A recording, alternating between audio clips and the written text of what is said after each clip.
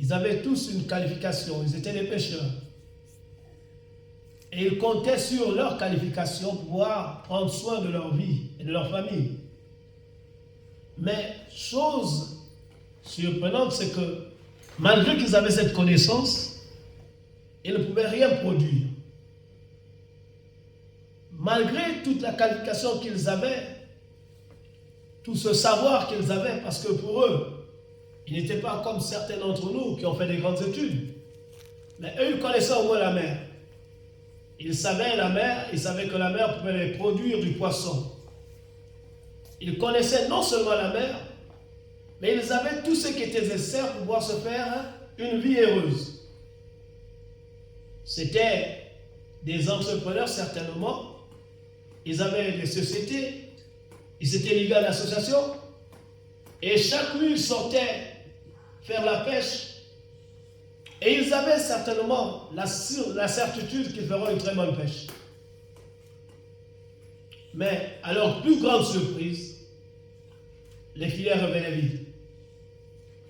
Alors ils étaient pleins d'amertume, ils étaient souffrants, et ils ne savaient que faire. Alors, un jour, pendant qu'il reparait son filet, Jésus va s'approcher de l'un d'entre eux et va commencer à entretenir ce jeune homme en lui disant, mais tiens, éloigne un peu ta barque de l'eau, sépare-toi de la foule. Et là, il s'est mis dans la barque, il a commencé à éclairer ce jeune homme. Et pendant qu'il enseignait le peuple, lui, il tirait des leçons de ce que Jésus disait. Je ne sais pas sur quoi Jésus a vraiment fixé son message. Mais ce qui nous intéresse, c'est que ce message a été fructueux pour Pierre. Certainement, il le faisait comprendre qu'il n'avait pas à regretter, qu'il n'avait pas à se lamenter parce qu'il n'était plus seul. Mais il était en face de Jésus. Il ne le connaissait pas. Il n'avait jamais rencontré de sa vie. Mais cependant, il avait entendu parler de ce Messie. Parce que Jean, lorsqu'il le rapporte, la rencontre de Pierre, Pierre était à la recherche de ce Messie. Jean non plus était aussi à la recherche de ce Messie. Parce que Jean était disciple de Jean-Baptiste. Dans l'évangile de Jean, à partir du verset 29, on nous parle de la rencontre de Jean-Baptiste et de Jésus. Et de la rencontre de Jean et de Jésus. Jean et André vont rencontrer Jésus. Tous étaient à la recherche de ce Messie tant attendu et dont ils ont longtemps entendu parler. Et Jésus savait qui le cherchait, qui le désirait. Alors il va organiser une rencontre entre Pierre et ses associés. Et c'était le moment propice. Ils étaient dans une crise. Ils traversaient une situation. Ils étaient amoindris. Ils étaient souffrants. Intérieurement, ils souffraient. Mais extérieurement, ils pouvaient avoir un sourire. Mais intérieurement, leur homme intérieur était atteint. Et là, Jésus va commencer à parler et après, il va s'intéresser à leur affaire. Il va demander à certains d'entre eux, il va dire à Pierre, notamment à Pierre, prends ta barque. Et comme Pierre ne sortait pas seul, il sortait avec ses amis. Et ceux-ci vont le rencontrer et tous vont se réunir autour de Jésus, vont aller. Et là, Pierre dit une chose. Ce qui m'intéresse, c'est ce que Pierre dit. Sur ta parole, je vais jeter le filet. Pierre, qu'est-ce qui s'est passé? Pourquoi tu trouves appui sur la parole de Dieu? Pourquoi Pierre, aujourd'hui, trouve appui sur la parole? C'est pourquoi Jean nous présente la parole. Elle vient à nous dans un livre. Des fois, elle est décorée avec un semblant d'écriture en or. Mais le fait qu'on rencontre la parole à travers l'écriture, c'est bon. Mais la chose que Dieu veut nous apprendre, c'est la rencontrer physiquement. Elle veut nous rencontrer. On peut la lire, on peut l'écrire, on peut même la mémoriser, mais elle veut avoir une rencontre. C'est pourquoi un Jean nous interpelle. Pour lire un Jean, voici ce que Jean veut dire en réalité.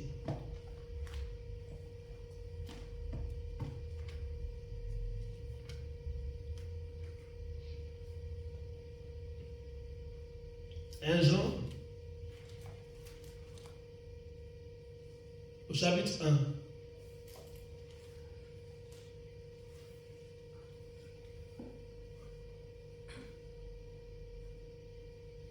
C'est le fruit de la recherche de Jean.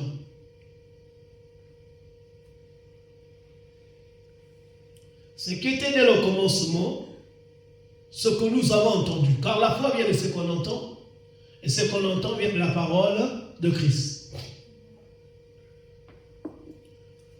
Il ne faut pas que nous ignorions que les Juifs avaient la parole et qu'ils ont grandi toujours dans la connaissance de la loi.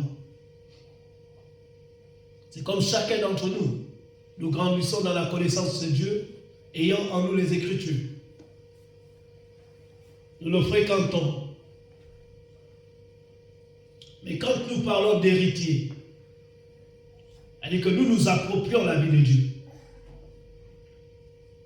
Et Jean dit ce qui était dès le commencement, ce que nous avons entendu, ce que nous avons vu de nos yeux. Ce que nous avons vu de nos yeux, ce que nous avons contemplé et que nos mains ont touché, concernant la parole de vie. Dans l'évangile de Jean, Jean dit, en elle est la vie. Jean ne s'est pas arrêté sur le logos. La structure de la parole. Non, il ne s'est pas arrêté là. Et il ne cherchait pas à voir la chair que tout le monde a pu voir. Mais ce qui les intéressait, c'est d'avoir une rencontre avec le vivant. C'est la vie qui était dans la parole qu'il cherchait. Et Jean nous dit, la parole de vie nous a été manifestée. Lisons un peu plus bas. Car la vie a été manifestée. Et nous l'avons vue. Et nous lui rendons témoignage. Alléluia. Voici ce qui fait de nous les enfants de Dieu. C'est la rencontre avec le vivant.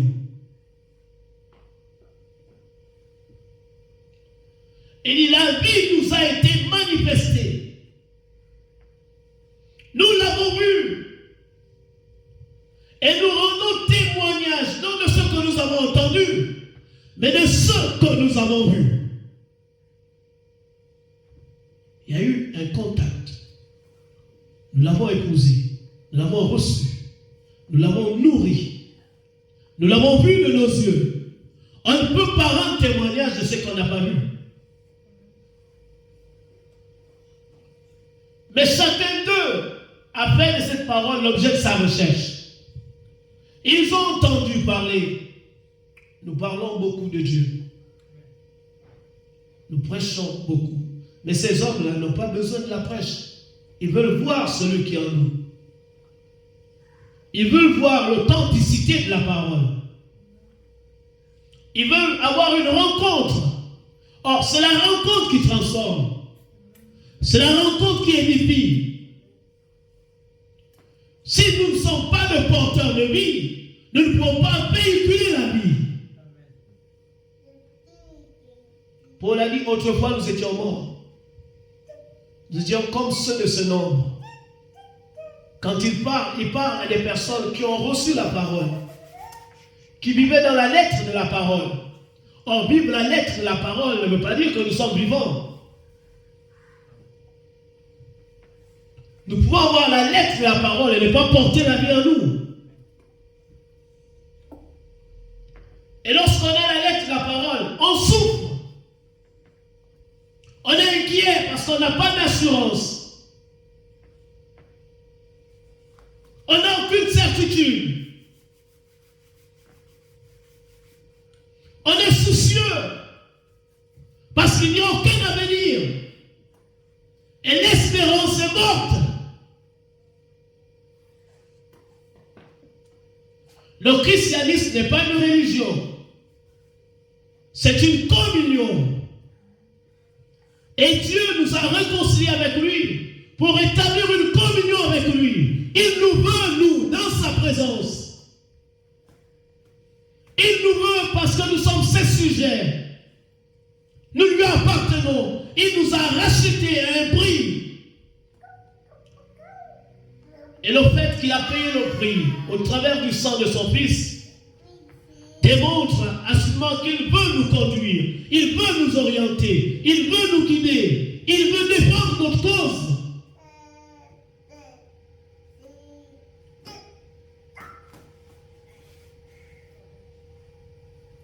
Il nous aime. Mais c'est à savoir si nous nous l'aimons.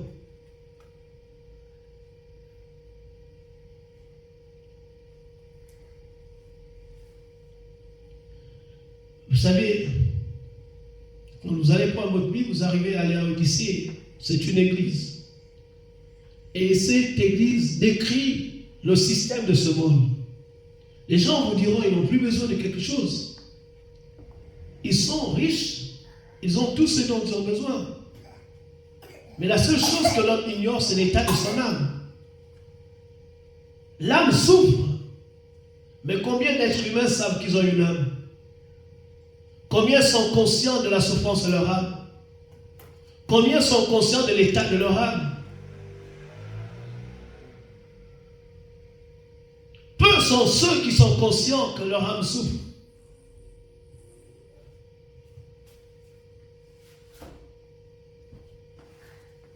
Jean dit ceci.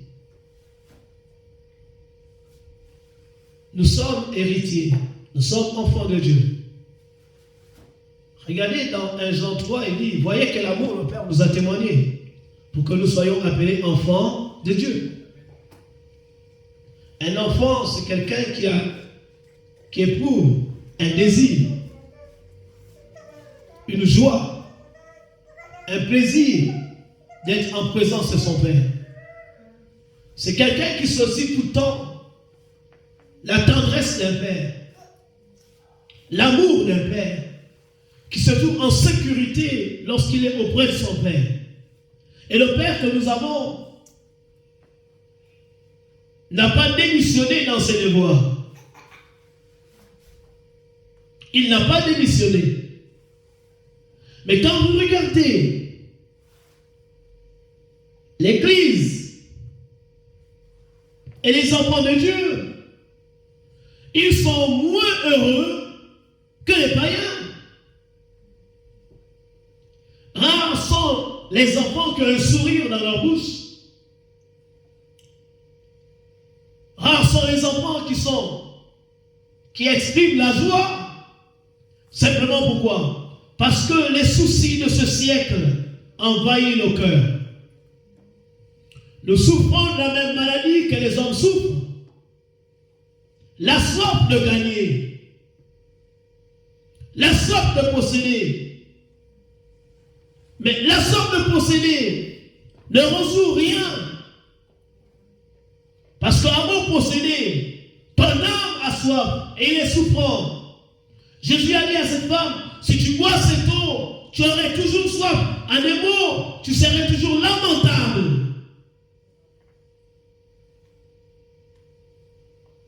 Mais qu'est-ce que tu veux que je fasse? Il dit, il y a une chose. Jusqu'alors, vous n'avez encore rien demandé. Il a dit, demandez afin que votre joie soit parfaite. Mais qu'est-ce que je dois demander? C'est ce que Jean nous explique. Nous l'avons rencontré. Lisons la suite.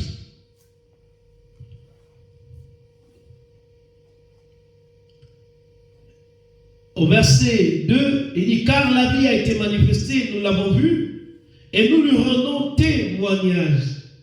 Et nous vous annonçons la vie éternelle qui est auprès du Père et qui nous a été manifestée. Ce que nous avons vu et entendu, nous vous l'annonçons vous aussi, afin que vous aussi vous soyez en communion avec nous. Or, notre communion est avec le Père et avec son Fils Jésus-Christ. Rien de plus m'a frappé mon esprit. Quelque chose a plus frappé mon esprit. C'est quand Dieu dit, vous verrez le Saint-Esprit. Il dit, le monde ne pourra pas le voir, mais vous, mes enfants, vous le verrez. Il dit, vous verrez le Saint-Esprit. Et Jean appuie cela en disant, nous n'avons pas prêché, quelqu'un dont nous n'avons pas fait connaissance. Nous avons vu cet homme. Nous parlons de ce que nous avons vu. Nous avons une idée de ce que nous disons. Nous connaissons celui que nous présentons. Non, nous le connaissons. Nous avons entendu parler, et j'aime bien Hébreux 11 qui dit, la foi, sans la foi, nous ne pouvons pas être agréables à Dieu. Mais celui qui croit que Dieu existe ne reste pas seulement à croire. Non, il le cherche. Pourquoi il le cherche? Mais parce qu'il veut le rencontrer. Et si Dieu demande à ce qu'on le cherche, mais c'est parce qu'il veut à tout prix que nous ayons une idée de sa personne. Dieu dit, vous avez le droit de me voir. Vous avez le droit de me rencontrer. J'ai des choses que je dois vous communiquer. Gentil. C'est Paul dans 1 Corinthiens chapitre 2, verset 9, chapitre 2, oui, verset 9 à 10. Il dit, il y a encore des choses que l'œil n'a pas encore vues, que l'oreille n'a pas entendues. Des choses qui ne sont pas montées à ton cœur. Des choses que le Saint-Esprit réserve à ceux qu'il aime. Ici, Jean parle de la vie. Il dit, la vie a été manifestée. Et il parle ici de l'esprit de vie, de leur rencontre avec le Saint-Esprit. Il nous parle de la rencontre avec le Saint-Esprit. Écoutez, dans ce monde, les gens ont fait des rencontres. À peine arrivé, comme a raconté l'histoire de quelqu'un qui a fait erreur et qui a son monument. Mais il doit cela à des esprits impurs.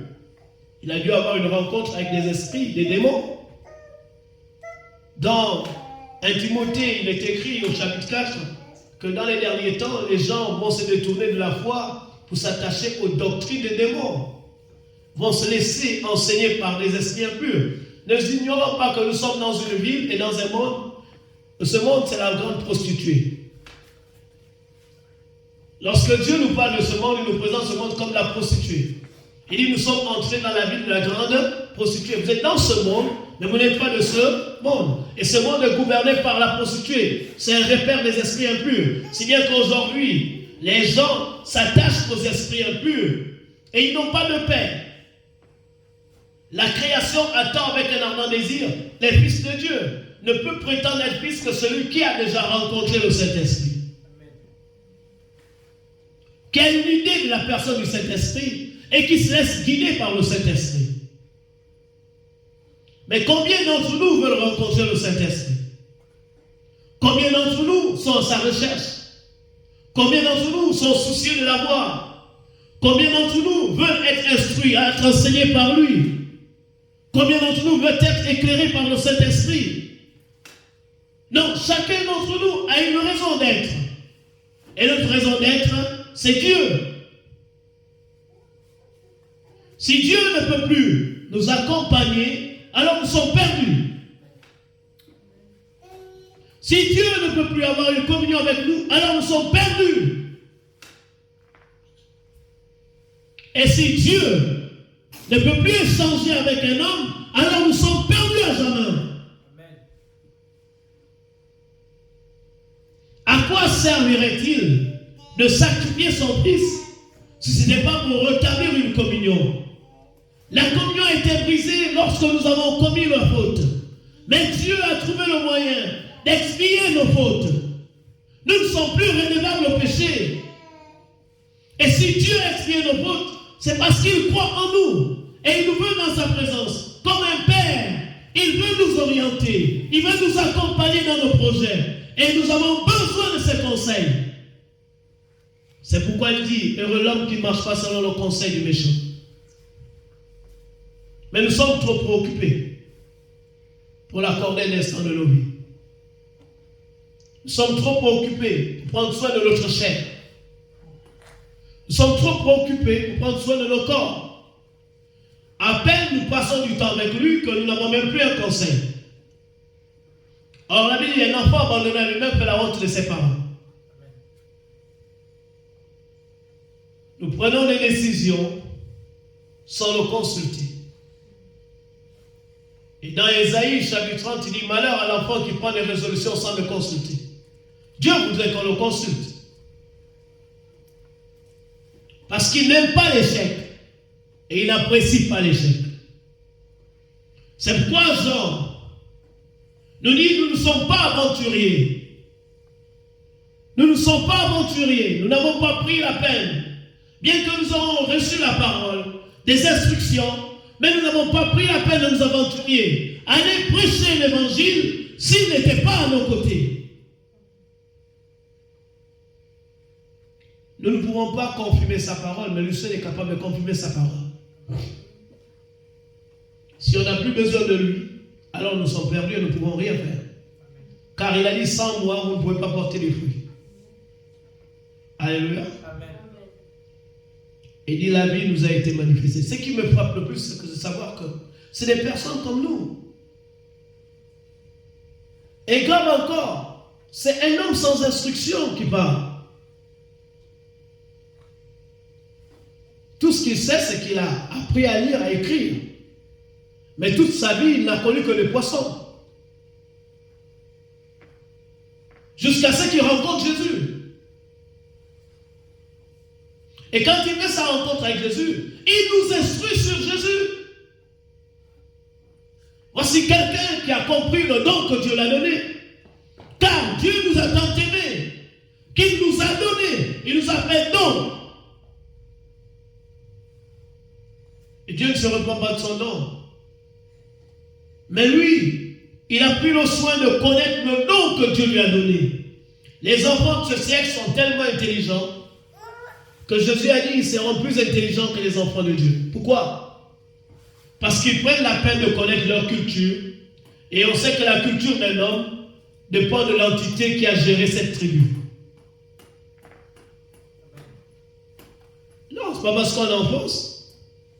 Ils ont leur culture. Ils ont leur histoire. Mais quitte à savoir qui a écrit l'histoire, avec qui la famille a travaillé, quelle était l'entité que la famille servait. En Afrique, on a vu ces choses. Mais eux, ils nous parlent d'un Dieu vivant qui a fait leur joie et leur paix, qui continue à écrire une histoire à travers le monde et dans la vie des hommes. Le Saint-Esprit n'a pas changé. C'est par lui que la terre a été créée. C'est par lui que le ciel doit son existence. Et toi et moi, nous devons notre existence à travers lui. Sans lui, aucun d'entre nous ne serait vivant. Mais bien qu'il nous ait donné chair, sang, et qu'il nous ait donné tout ce qu'on nous voulons, mais nous l'ignorons. On n'attache pas d'importance à la connaissance de sa personne, bien que son conseil est plus important. Nous faisons route seuls. À peine si nous le consultons pour savoir ce qu'il a fait. Mais ceux qui ont eu la joie de le consulter n'ont jamais rougi. Alléluia. Amen. Non, ceux qui ont pris cet homme en considération n'ont jamais rougi. Aujourd'hui même, beaucoup de prédicateurs, bien qu'il les a appelés et qu'il les a choisis, beaucoup l'ont tourné le dos. Une fois qu'on a une Bible et qu'on sait prêcher, on se met sur un estrade sans comprendre trop bien ce qu'il y a à dire. Écoutez, nous sommes dans un monde où tout est perdu. Aujourd'hui, à chaque instant de la vie, chaque seconde, nombreux sont ceux qui voient l'enfer. L'homme prend une direction sans trop connaître la voie dans laquelle il marche. Ce n'est pas une voie. Tout à l'heure, on a emprunté une rue. Et les rues sont bien renumérées. Chaque rue a un nom. Au point que si tu te perds, tu peux avoir un repère. Mais dans le monde de l'esprit, ce n'est pas ça. Si tu es perdu et que Dieu ne te ramène pas, tu es fini. Un jour, nous sommes appelés à partir de ce monde, à quitter ce vêtement. laisser ses habits, laisser ce corps, cette chair. Et ce qui m'intéresse, c'est que quand on parle de la parole, on parle d'un citoyen céleste. Ici, Dieu nous parle bien et bien et nous fait comprendre que le ciel existe. Au-delà de ces nuages, il y a bien une habitation. Si on peut avoir une habitation dans l'esprit, ceux qui font des voyages astrales peuvent bien te dire que non, le monde astral a bel et bien des habitations. Dehors de Clermont-Ferrand, il y a Clermont-Ferrand spirituel. Il y a bien des habitations, il y a bien des fréquentations. Mais Jésus aussi nous parle de la fréquentation qu'il y a dans les cieux. C'est un citoyen céleste qui nous parle d'un royaume qui n'est pas de ce monde. Donc il n'exclut pas qu'il y a des royaumes dans ce monde.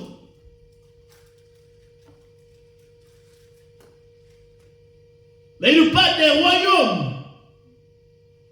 En dehors des royaumes visibles, il y a des royaumes spirituels. Mais Jésus nous parle de son royaume à lui.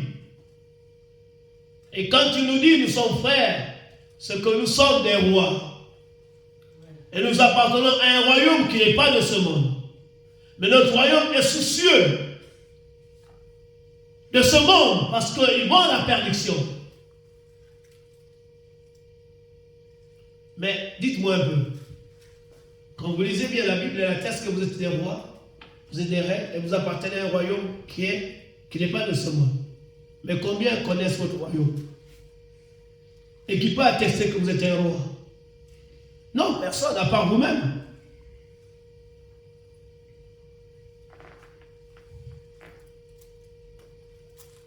Mais cependant, Dieu nous fait comprendre que nous ne sommes pas de ce monde. Qu'on le veuille ou pas, c'est une vérité et c'est une certitude. Et soyons clairs. Dans Jean 3, Jésus affirme qu'il n'est pas de ce monde, mais qu'il vient du ciel. Il dit, celui qui est dans le ciel, le Fils de l'homme, est plus grand que celui qui est sur la terre. Et il dit, quand je vous parlerai des choses qui sont dans les cieux, vous ne croirez pas. Et il va dans Jean 14 et il nous fait comprendre que nous avons, il dit que votre cœur ne se trouble point. Car dans la maison de mon Père, dans mon royaume, il y a plusieurs demeures. Je vais vous préparer une place. Jésus nous a interpellés sur notre identité, sur nos origines, sur les raisons pour lesquelles nous devons mener une vie saine, pour lesquelles nous devons prendre au sérieux notre relation avec le Saint-Esprit, pour lesquelles nous devons avoir une connaissance de la personne du Saint-Esprit. Il dit, si le monde ne vous connaît pas, c'est le cas. Même si on vous ignore à Clermont-Ferrand, mais Dieu ne vous ignore pas. Et ça, Dieu le dit à son enfant.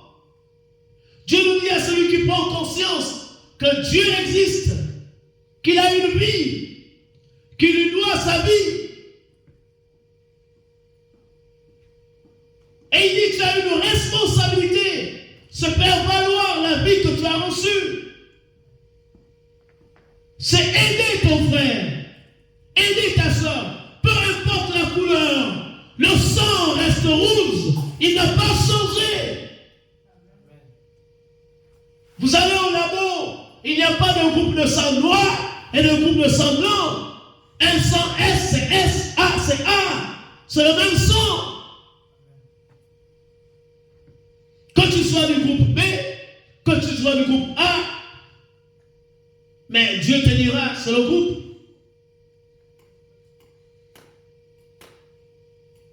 Mais la seule chose que nous devions savoir, c'est que Jésus n'est pas de ce monde. Il est venu à cause de toi et moi. Et s'il est venu, c'est pour te chercher, toi et moi. C'est pour te révéler qu'il y a une vie après la mort. Pour nous démontrer que nous venons de Dieu et que nous sommes de Dieu. Et si c'est une évidence que Jésus a bel et bien existé, c'est que ce qu'il dit est la vérité. Je dois le comprendre et l'attester. Car la mort reste un mystère. Tout en sachant un jour que je dois quitter ce monde, mais je dois m'assurer que j'ai rempli ma mission. Et je ne peux pas la remplir sans le Saint-Esprit. J'ai besoin de son orientation. Aucun d'entre nous ne connaît le cœur de quelqu'un. Mais Dieu nous a donné quelqu'un pour convaincre les cœurs. C'est pourquoi nous avons besoin de lui. Chacun d'entre nous a un rôle. Et mon rôle, c'est de le connaître. C'est pourquoi, dans Philippiens 3, Paul dit, mon but est de le connaître. Amen. Si nous n'avons pas de but, alors nous travaillons en vain. Alléluia. Amen. Est-ce que ça va? Ça va. Fixe-toi un but. Si ton but est de connaître le Saint-Esprit, alors tu fais mieux. Tu travailleras de ce pas à le rechercher davantage. Dieu aime quand on le cherche. C'est le même Saint-Esprit qui est dit dans Jérémie 29, verset 13. Il a dit, si vous me cherchez de tout votre cœur, je me laisserai trouver par vous. Pourquoi? Il dit, parce que je connais les projets que j'ai pour vous. Ouais? Dieu dit, je connais le projet pour lequel je t'ai envoyé sur la terre. C'est un projet qui est au-dessus de la pensée humaine. Donc Dieu dit, j'ai des objectifs pour lesquels je t'ai envoyé. Mais tu ne peux pas atteindre, avoir la connaissance de ces objectifs si tu ne me cherches pas. C'est la raison pour laquelle nous devons chercher le Saint-Esprit. Et le rencontrer. Vous savez, c'est bien d'arriver à Clermont-Ferrand. Quand on arrive en France, on voit certaines choses. Bon, l'homme a bien organisé sa cité ici. Il a pris conscience. C'est des civilisations anciennes, hein, c'est normal.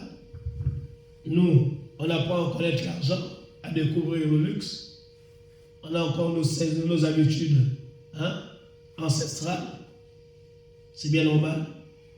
Et quand tu arrives, tu regardes, tu es brisé par le luxe. Et tu te rends compte que tu es même mieux que l'ambassadeur du Gabon. Parce que tu dois t'occuper de toutes les nations. Amen. Tu parles d'un royaume qui n'est pas de ce monde. Et il faut que tu arrives à convaincre chacun, à démontrer, frère, que tu n'es pas de cette terre. Tu n'appartiens pas à ce monde. Mais il est attaché à ce monde. Certains d'entre nous prisent maintenant avec le monde. On est prêt à mentir, à voler, à tricher. Parce qu'on veut satisfaire les désirs de la chair. On oublie notre identité. On perd tout. Parce que le monde ici, il frise au mensonge. Mais si tu n'as pas le Saint-Esprit, tu ne peux pas résister à ces grandes choses. La convoitise, elle est grande. Le désir de posséder est grand. Mais il y a une chose qu'on doit savoir. L'âme, c'est la chose la plus chère que Dieu t'a donnée. Ton âme. Et pour ton âme, ne laisse pas le diable te le voler.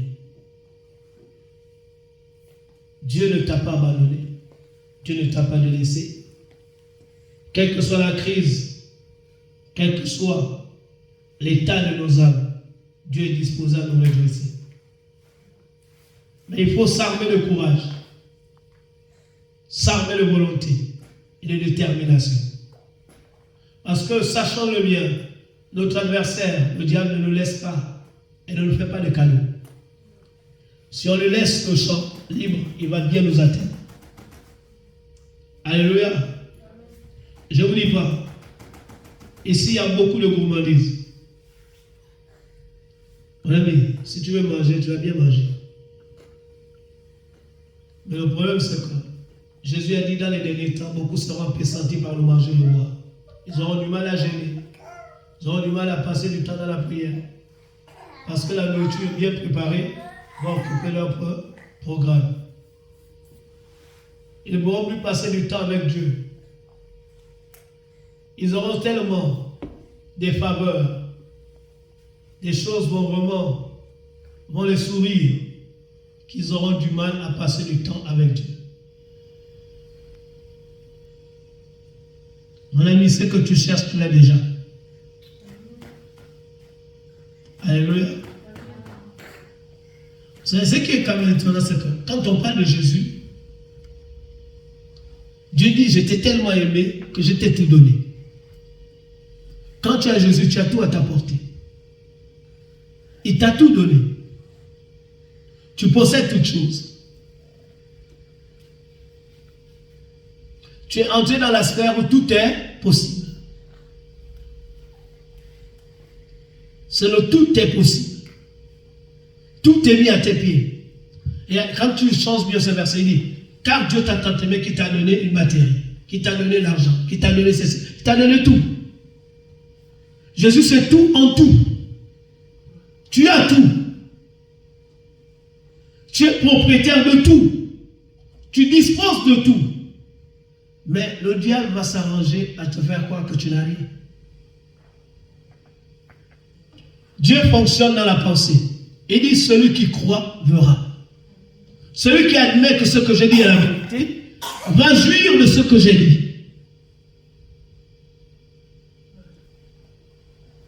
Alléluia.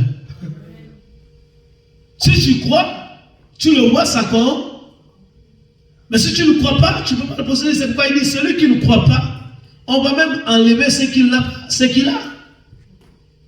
À celui qui n'a pas, on va récupérer ce qu'il a. Parce qu'il ne croit pas. Il fonctionne comme le monde. D'où la préoccupation de rechercher celui qui doit te conduire dans ton héritage. Parce que l'Esprit de Dieu va nous conduire dans toute la vérité. Et la vérité, c'est la vie que Dieu t'a donnée, c'est la parole. Alléluia. Amen. Je vais terminer par Josué 1. Une des clés que le Père a données à ses enfants. Une des clés. Cette salle peut être remplie de monde. Amen. Ces chaises sont capables d'être remplies. Amen. J'ai compté 200 et quelques chaises. Ça ne coûte rien au Saint-Esprit. Il va déléguer les anges dans les chambres. Il va parler à des personnes. C'est de chercher Dieu. Alléluia. Écoutez, être enfant de Dieu, c'est être partenaire avec Dieu. Quand tu es enfant de Dieu, tu es un partenaire. Un enfant a besoin d'être orienté, d'être conduit, d'être pris en charge. C'est pourquoi Dieu dit, je ne te délaisserai point, je ne t'abandonnerai point. Je serai avec toi tous les jours jusqu'à la fin du mois. Alléluia. Un enfant a besoin d'un conseiller. Et Dieu se propose d'être notre conseiller. C'est pourquoi dans Josué chapitre 1, il nous dit, mon fils, que ce livre de la loi ne s'éloigne pas de ta bouche. Allez, vous comprenez que Josué est l'un des partenaires de Moïse. C'est un collaborateur à Moïse. C'est quelqu'un qui a vécu la servitude en Égypte. C'est quelqu'un qui a vécu les miracles, la traversée de la mer Rouge, qui a vu tout ce que Dieu a fait dans le désert. C'est quelqu'un qui a accompagné Moïse sur la montagne, dans le lieu de possibilité.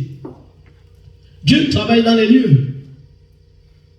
Et il a dit à Moïse, le lieu sur lequel tu te tiens est une terre sainte. Or, rien n'est plus saint que la parole.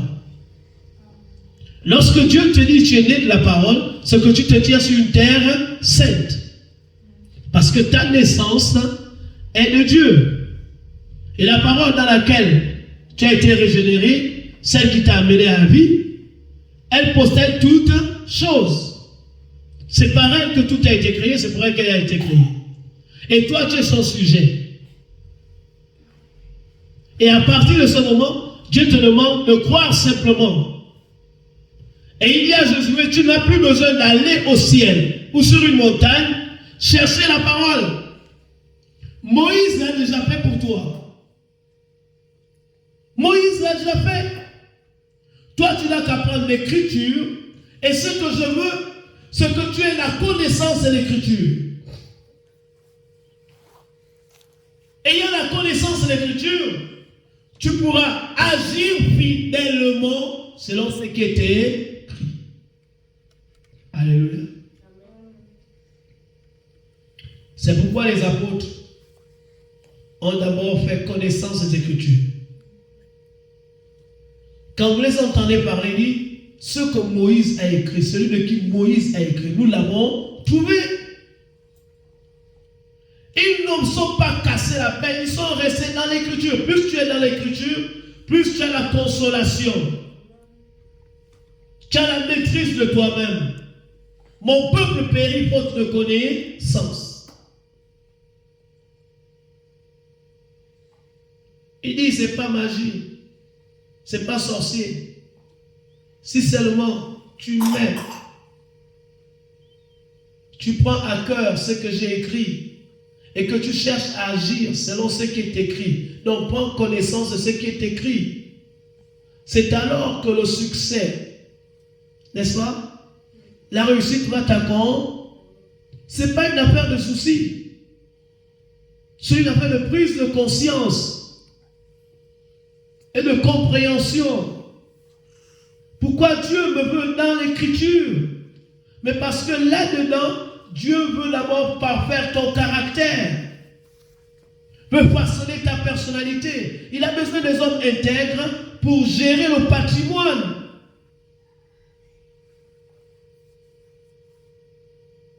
Et l'intégrité passe par la connaissance. L'épreuve, on va t'éprouver à partir de ta conduite.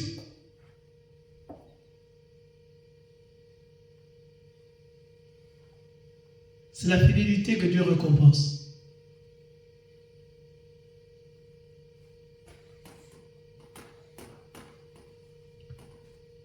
Vous savez, quand les gens ont manqué de fidélité, ils deviennent quoi? Des corrompus. Et un corrompu, c'est quelqu'un qui frise avec le diable, qui utilise des voies pernicieuses et les voies de ruse pour s'approprier ce qui ne l'appartient pas. Mais Dieu te dira que l'argent appartient au juste. C'est le méchant qui amasse, mais l'argent appartient au juste. Donc frère, il y a des choses pour lesquelles on ne va pas se battre, mais on va seulement se positionner. Amen. Alléluia. Est-ce que ça va? Il faut te positionner. J'ai compris qu'en venant je renoue avec l'écriture. Je disais à Dieu, mais tu sais, tu m'amènes dans une ville compliquée. Dieu qui donne un conseil à un enfant. Il dit à Josué, c'est le temps de conquérir. J'ai déjà conquis. Entre maintenant au possé, mais tu ne peux pas entrer en possession de ce que j'ai préparé pour toi si tu ne prends pas à cœur de marcher avec la sagesse. Recherche 1, la sagesse. C'est pourquoi Dieu lui dit que ce livre de la loi s'éloigne peu de ta bouche. Méditer, là veut dire réfléchir. Or, la réflexion, il y a peu qui ont acquis la réflexion. Beaucoup pensent, mais peu réfléchissent.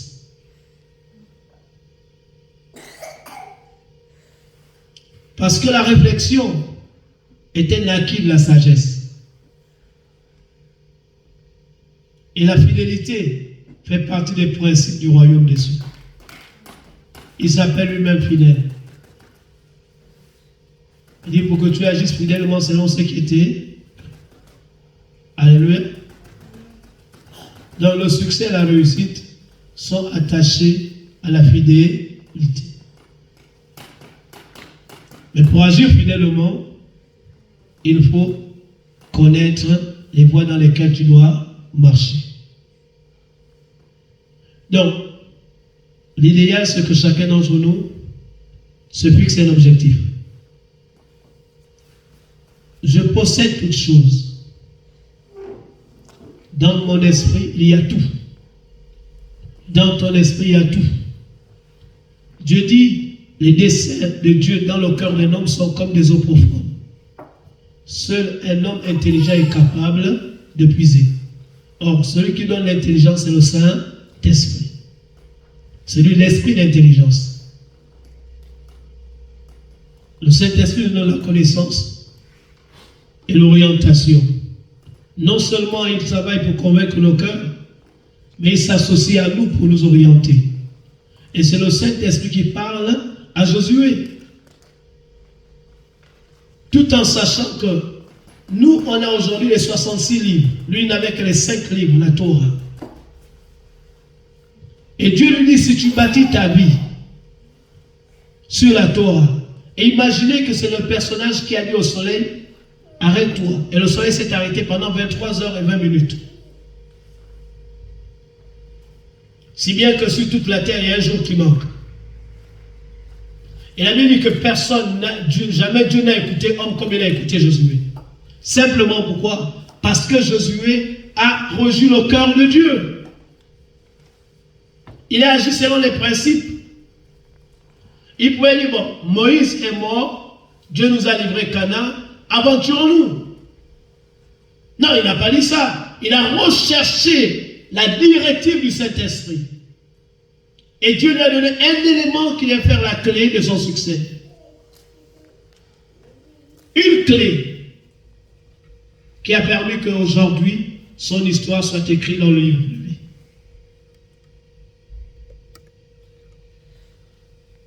Il a su ce qu'il fallait faire. Il avait un peuple à conduire. Il devait les mettre en possession de leur héritage. Sans Dieu, il ne pouvait rien faire. Son succès dépend de Dieu. Amen. Sans l'orientation que le Saint-Esprit a donnée, il ne pouvait rien faire. Jésus qui est Dieu, lui, l'exemple suprême, ne s'est pas aventuré dans le champ sans rencontrer le Saint-Esprit. De vous à moi, Jésus avait-il besoin du Saint-Esprit? Oui, puisqu'il a prouvé. Dans Matthieu, on dit, pendant qu'il priait, le ciel s'est ouvert, les cieux se sont ouverts.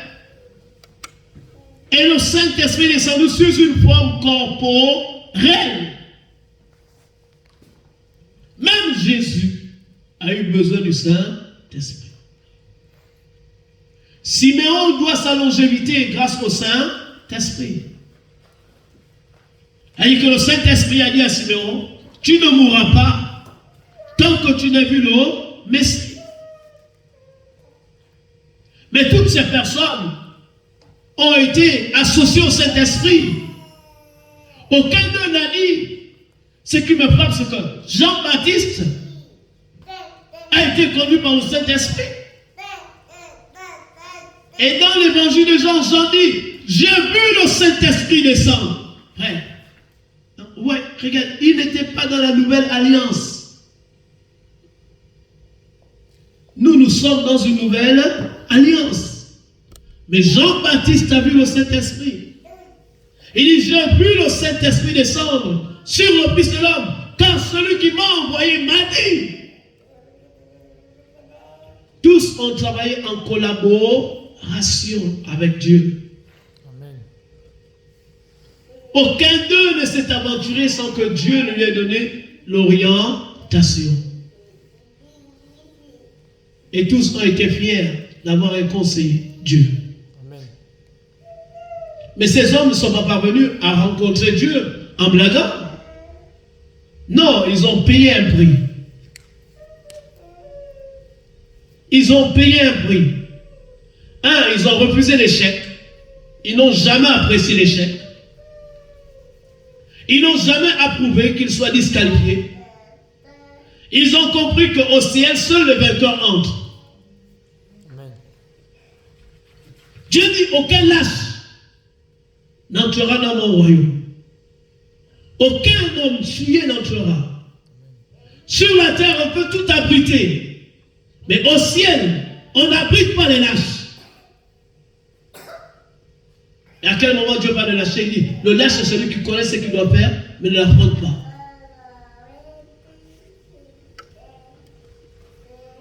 Frère, le mot échec est effacé au ciel. Au ciel, il n'y aurait pas des échecs. Même si tu étais un échec, Dieu te transforme en succès. Pierre a vécu l'échec, mais Dieu a fait de lui un succès. Donc frère, prenons à cœur de rechercher une communion avec le Saint-Esprit.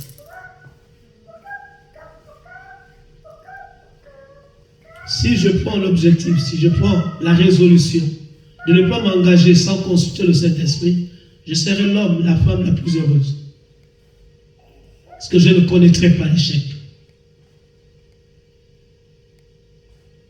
Sans le Saint-Esprit, on est capable de rien.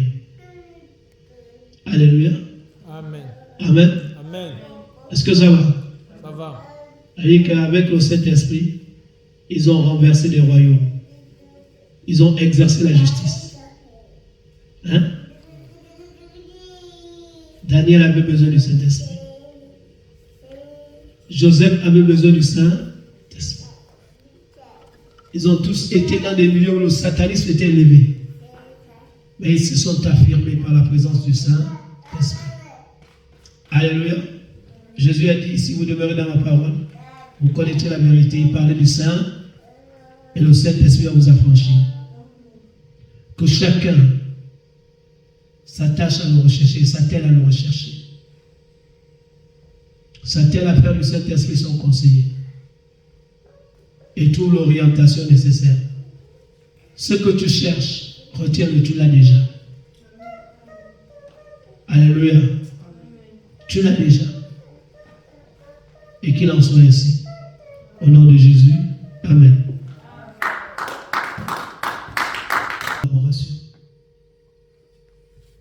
Et je te bénis pour tout ce que tu ne cesses de faire. Quel que soit l'endroit où ces enfants se trouvent, je sais que le Saint-Esprit va se révéler à eux. Et va les amener à s'attacher à lui. Cher Saint-Esprit, je te confie chacun d'entre eux.